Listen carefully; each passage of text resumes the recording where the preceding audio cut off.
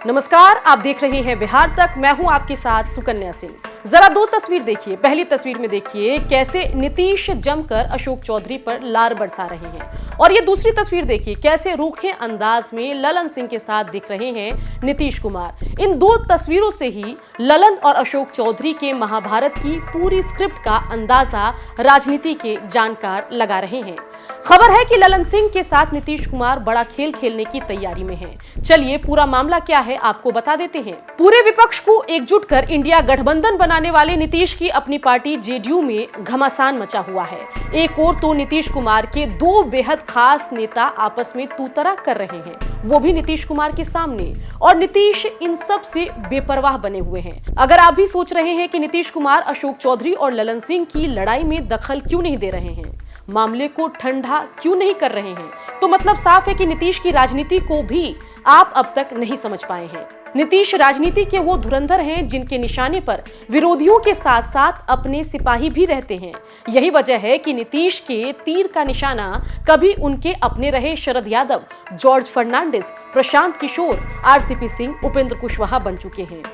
माना जा रहा है कि अगला नंबर ललन सिंह का है। दरअसल नीतीश को राष्ट्रीय अध्यक्ष के तौर पर हमेशा ऐसा डमी या रबर स्टैंप व्यक्ति की तलाश रहती है जो नीतीश की जेडीयू को फुल कंट्रोल न करे और नीतीश के हिसाब से ही जेडीयू को चलाए। नीतीश जेडीयू का फुल कंट्रोल अपने हाथ में ही रखना चाहते हैं, लेकिन एक व्यक्ति एक जिम्मेदारी वाले नियम के तहत मजबूर होकर नीतीश कभी आरसीपी सिंह तो कभी ललन सिंह को जेडीयू की कमान तो दे देते हैं, लेकिन जब वो नेता खुद को 30 मार खा समझकर नीतीश की खड़ी की हुई जेडीयू को अपने हिसाब से चलाने लगता है, तब नीतीश कुमार अपनी चाणक्य नीति लगाकर उस आदमी को दूध में गिरे मक्खी की तरह जेडीयू से साइड कर देते हैं। ललन सिंह आजकल अपने हिसाब से जेडीयू को चलाने की पुरजोर कोशिश कर रहे हैं।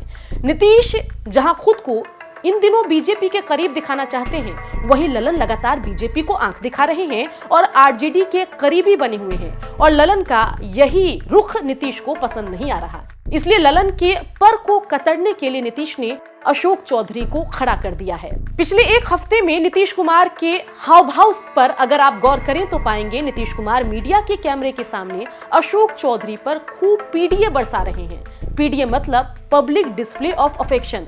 देसी भाषा में अगर हम कहें तो खूब प्यार बरसा रहे हैं। कभी मीडिया के सामने अशोक चौधरी को गले लगा लेते हैं, तो कभी सबके सामने अशोक चौधरी को कह देते हैं कि इनको देखकर हमें बड़ी खुशी होती है। जब इनको देखते हैं हम इनको देख के खुश होते हैं। ऐसी तस्वीरों से नीतीश मैसेज दे रहे हैं कि अशोक चौधरी उनके बेहद खास हैं, और इन तस्वीरों से अशोक चौधरी का कद जेडीयू में नीतीश बड़ा कर रहे हैं, और माना जा रहा है कि अशोक चौधरी ही वो तीर बनेंगे जिससे ललन सिंह का शिकार नीतीश करने वाले हैं।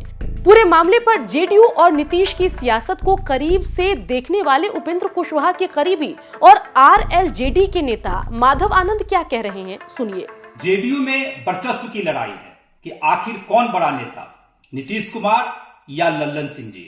मुझे लगता है आदरणीय नीतीश कुमार जी ने जो विश्वास व्यक्त किया ललन सिंह जी पे, निश्चित रूप से वह विश्वास पे खड़े नहीं उतरे। आज ऐसा प्रतीत होता है कि ललन सिंह जेडीयू यानी नीतीश कुमार को रिपोर्ट नहीं करते हैं, पूरी तरह आरजेडी परिवार को रिपोर्ट करते हैं और वहां नतमस्तक हैं, और आरजेडी के साथ साजिश रचकर लगातार नीतीश कुमार को कमजोर करने में लगे हुए हैं। आज नीतीश जी दया के पात्र हैं।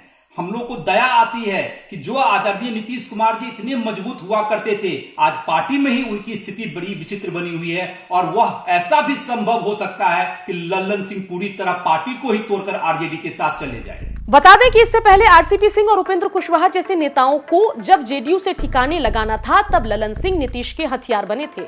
अब ललन का पर कतरने की तैयारी में बैठे नीतीश का तीर बनते दिख रहे हैं अशोक चौधरी, और अशोक चौधरी को ललन पर एम करके नीतीश ने जेडीयू में छोड़ भी दिया है। अब देखना होगा कि ललन पर छोड़ा गया नीतीश का ये तीर निशाने पर लगता है या रास्ता भटक जाता है। हमारी ये खबर आपको कैसी लगी, कमेंट करके जरूर बताएं, और बिहार की खबरों के लिए आप बने रहिए बिहार तक के साथ।